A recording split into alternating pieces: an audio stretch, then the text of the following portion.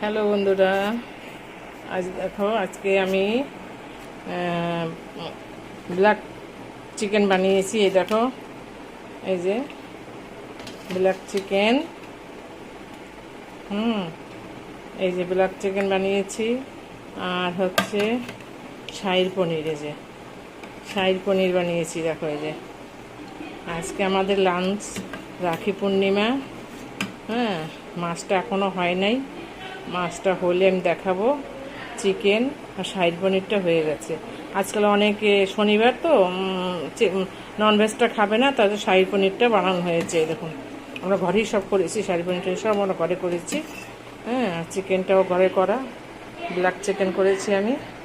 এই দেখুন, এই যে কীরকম লাগবে আপনারা দেখবেন, আপনারা বানাবেন, বানিয়ে আমাকে সাবস্ক্রাইব লাইক করবেন।